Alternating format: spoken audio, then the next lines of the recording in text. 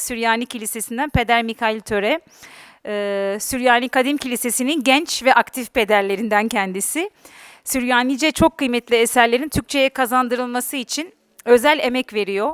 Yakın zamanda yeni bir kitabını Kitab-ı Mukaddes şirketi tarafından yayınlayacağız, yaratılış üzerine. Kendisi aynı zamanda bizim Kitab-ı Mukaddes tercümemizi bilenler için 1941 yılında yayınlanmış Türkçe tercümemizin revizyonunda çalışıyor ve yakın zamanda da yönetim kurulumuzun bir üyesi oldu Süryani Kilisesi'ni temsilen.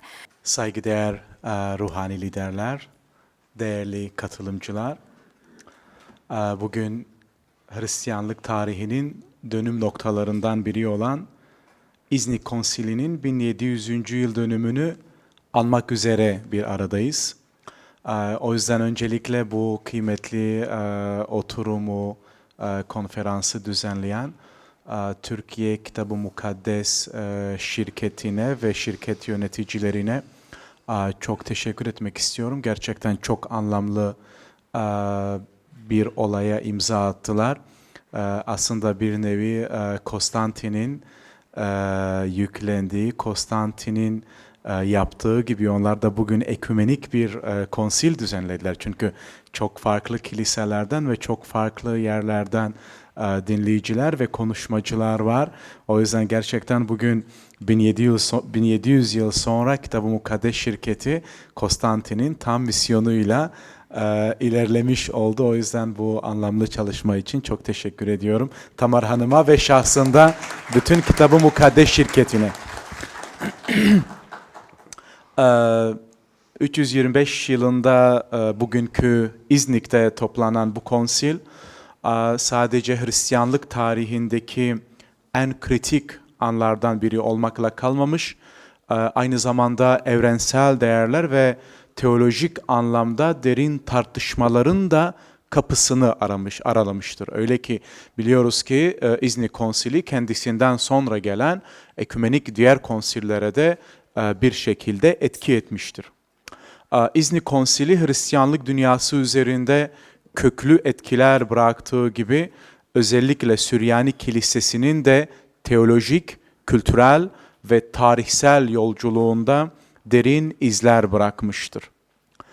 Ben sunumumda İznik Konsili'nin Süryani Kilisesi'nin doktrinsel gelişimi, Süryani Kilise ataları üzerinde bıraktığı etki ve konsil kararlarının Süryani geleneğinin şekillenmesinde nasıl bir rol oynadığını, nasıl bir etki bıraktığını ele almaya çalışacağım. Hristiyanlıkta ilk ekümenik konsil kabul edilen İznik Konsili, bu dönemde gelişen Aryanizm tartışmaları sonucunda özellikle İsa Mesih'in doğası hakkındaki tartışmaları çözümlemek amacıyla hepimizin duyduğu gibi İmparator Konstantin'in çağrısıyla, emriyle veya mektubuyla toplandı. Konsilin sonucunda İznik iman bildirgesi kabul edilerek kilise doktrinin temel taşları atılmış oldu. İznik Konsili'nin etkileri yalnızca Batı dünyasıyla sınırlı kalmamış, Doğu Hristiyanlığı özellikle de Süryani Kilisesi üzerinde de derin izler bırakmıştır. İznik Konsili'ne katılanlar arasında Süryani dünyasından bazı episkoposların olduğu bilinmektedir. Bunlardan belki de en önemlisi Antakya Başepiskoposu 1. Ostateos'tur. Öyle ki Antakya o dönemde Süryani dünyasının en önemli merkezlerinden biriydi ve konsil kararlarını doğrudan etkileyen bir bölgeydi. Ayrıca Edessa yani bugünkü Urfa, Nsibis, Nusaybin ve Ktesipon yani bugünkü Bağdat bölgelerindeki önemli Süryani merkezlerinden episkoposların da bu konsile katıldığına dair bazı kanıtlar mevcuttur.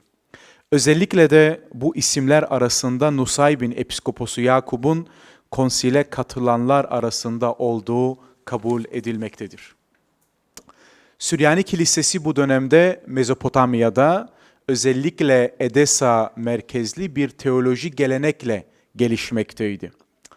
İznik Konsili'nde kabul edilen iman bildirgesi Süryani Kilisesi'nin Roma merkezli kiliselerle ilişkisinin gelişmesini sağladı. Öyle ki o dönem Doğu ve Batı coğrafik olarak birbirinden uzak, Hristiyanlık yeni yeni özgürleşip şekillendiği için bu konsil kararları daha doğrusu Doğu ve Batı kiliselerini, özellikle Süryani Kilisesi'nin de bir şekilde Batı ile ilişkilerinin gelişmesini sağladı. Çünkü İznik Konsili iman bildirgesiyle beraber kilisenin yönetiminde episkoposluk sistemini daha kurumsal bir hale getirmiştir. Süryani dünyasında da Antakya ve Edesa gibi merkezler daha güçlü bir hale gelirken, Nusaybin ve Ktesipon gibi Doğu Süryani bölgeleri de episkoposluk düzeyinde daha bağımsız ve güçlü bir kimlik kazanmıştır. Dolayısıyla Süryani Kilisesi bu süreçte kendine özgü bir yol izleyen önemli bir topluluk olarak dikkat çekmektedir. Zira coğrafik olarak Roma İmparatorluğu'nun doğu sınırlarında yer alan Süryani Kilisesi, siyasi ve kültürel olarak Roma'dan kısmen bağımsız bir gelişim göstermiştir.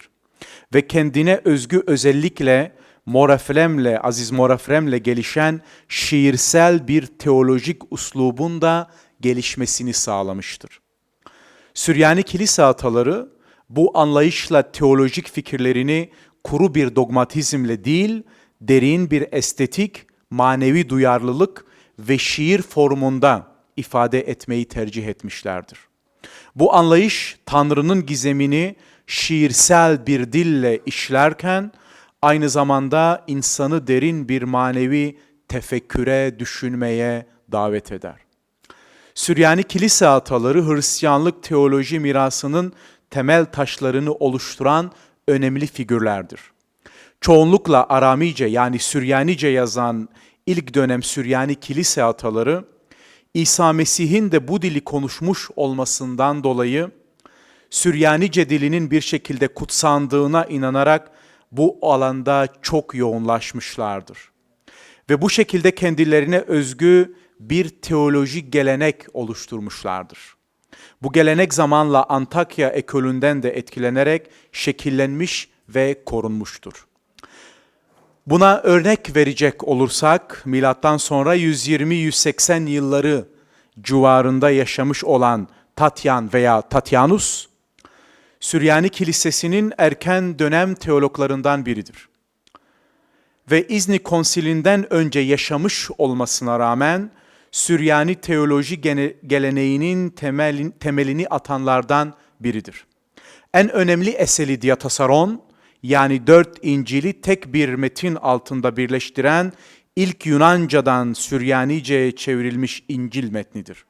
Bu metin Süryani Kilisesi'nde uzun süre kullanılmıştır. İkinci olarak pagan felsefesine karşı Hristiyanlığı savunan bir polemik eseri mevcuttur. Tatyanus burada İsa Mesih'in ilahi logos olduğunu vurgulamış, ancak insan doğasına dair de az da olsa yorum getirmiştir. Tanrı'nın bedenleşmesi kavramı Süryani Kilisesi'nin mistik ve sembolik diline uygun bir şekilde Tatyanus tarafından işlenmiştir.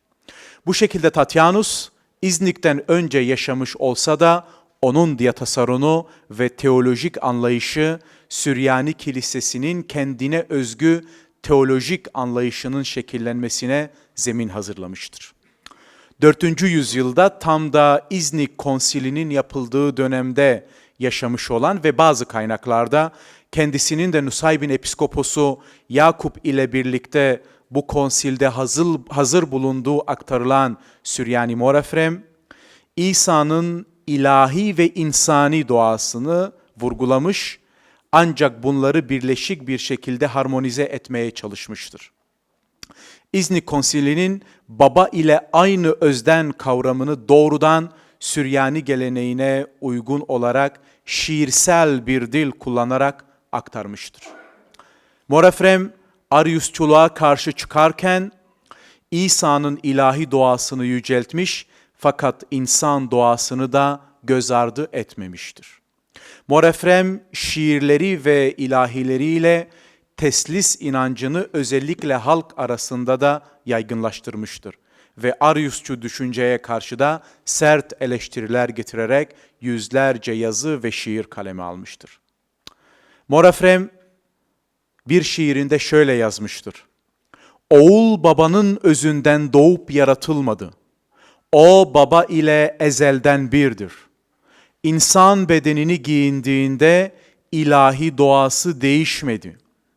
Meryem'in rahminde Tanrı'nın oğlu beden aldı.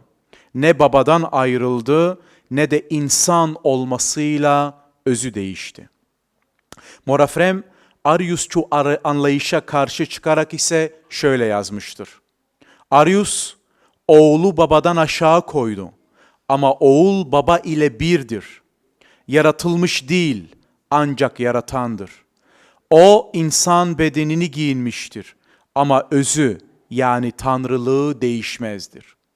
Bu şekilde Morafrem, İznik Konsili'nin Süryani Kilisesi'ne ulaşan yankılarını eserlerinde, şiirlerinde ve yazılarında yansıtmıştır. İznik Konsili'nin Ariusçuluğu reddetmesini açıkça destekler ve baba ile aynı özden kavramını kesin bir dille destekleyip kullanır. Bu tutum, İznik'in baba ve oğul eşitliğini vurgulayan doktriniyle uyumludur. Ancak Süryani teolojisinin bağımsız tonunu koruması da dikkat çekicidir. Yine Süryani Kilisesi'nin en tanınmış atalarından Nusaybin okulu öğretmenlerinden Narsay bu konuyla ilgili şöyle yazmıştır. Tanrı'nın oğlu baba ile ebedi birdir. İnsan bedenini aldığında ilahi özü değişmedi. İki doğa tek bir oğulda birleşti ama her biri kendi niteliğini korudu. 5. yüzyılda yaşamış olan Suruçlu Mor Yakup ise İznik Konsili ile ilgili yazdığı, kaleme aldığı kapsamlı şiirinde şöyle yazmıştır. Tanrı'nın oğlu babanın özünden ayrılmadan insan doğasını giyindi. Ne ilahi doğası değişti ne de insan doğası yok oldu. İki doğa tek bir Mesih'te birleşti ancak karışmadı. Çarmıhta insan doğası acı çekti ama ilahi doğası zafer kazandı. O tek bir oğuldur, ayrılmaz fakat iki özün birliğidir. Suruçlu Mor Yakup, İznik'in baba ile aynı özden kavramını desteklese de İsa'nın iki doğasını yani ilahi ve insani doğasını ayrı tutarak Süryani geleneğini şiirlerinde bu şekilde yansıtmıştır. Bu alıntı İznik'in birleştirici diline uyum sağlarken Süryani teolojisinin kendine özgü uslubunu da yansıtmaktadır. Ninovalı İshak ise aynı uslupla şöyle yazmıştır. Tanrı'nın oğlu insanlığı kurtarmak için aşağı indi. Onun ilahi doğası erişilmezdi. Ama insan doğası aracılığıyla bize dokundu. Bu iki doğa onun tek kişiliğinde birleşti ama birbirine karışmadı. Çünkü Tanrı'nın sevgisi onun ayrılmaz birliği böyle istedi. Ninovalı İshak, İznik Konsilinden çok sonra yaşamış olsa da onun İsa'nın iki doğasını vurgulayan yaklaşımı Süryani Kilisesi'nin İznik'in baba ile aynı özden kavramına uyumlu ve yine Süryani Kilisesi'nin teolojik yaklaşımını yansıtmaktadır. Bu alıntılar ışığında, bu kaynaklar ışığında İznik Konsili'nin Süryani Kilisesi için hem teolojik hem de pratik açıdan büyük bir öneme sahip olduğunu görebiliyoruz. İznik Konsili, Hristiyan inancının temel ilkelerini tanımlayarak Süryani Kilisesi'nin de kimliğini şekillendirmiş ve onun özellikle erken dönemdeki rolünü güçlendirmiştir. Süryani Kilisesi'nin İznik Konsili'nin evrensel birliğini tam anlamıyla benimsediğini ancak kendi teolojik ve kültürel kimliğini de koruduğunu görebiliyoruz. Şiirsel ve mistik bir dil, Süryani ataların izlediği yegane yol olmuştur. Kabul edilen İznik inanç bildirgesi zamanla Süryani litürjisine de kendine yer bulmuştur. Özellikle Süryani Ortodoks Kilisesi'nin litürjik dualarında İznik Konsili'nin doktrinleri açıkça görülmektedir. Bu bakımdan Süryani kilise atalarının yazıları Hristiyanlık tarihindeki çeşitliliği ve yerel geleneklerin gücünü anlamak için eşsiz bir kaynak olmaya devam etmektedir. İznik Konsili'nin etkisi bu atalar aracılığıyla hem kabul gören hem de yeniliğe dönüşen bir akım olmuştur. İznik Konsili'nin iman bildirgesi yalnızca teolojik bir dönüm noktası değil, aynı zamanda Süryani Kilisesi'nin manevi ve kültürel kimliğini güçlendiren bir etken olmuştur. Aziz Mor Efrem'in ilahilerinde, Suruçlu Yakup'un şiirlerinde, Ninovalı İshak'ın vaazlarında, Narsay'ın bilge dolu sözlerinde İznik Konsili'nin ilahi bir şiire dönüştüğünü görebiliyoruz. Bu kutsal mirasın bugün Süryani Kilisesi'nin her ilahisinde, her duasında hala canlı bir şekilde var olduğunu görebiliyoruz. Belki de Süryani Kilisesi'nin İznik'ten aldığı en güçlü miras kendi kimliğini korurken evrensel kilisenin bir parçası olabilmeyi başarmış olmasıdır. Dinlediğiniz için hepinize teşekkür ediyorum.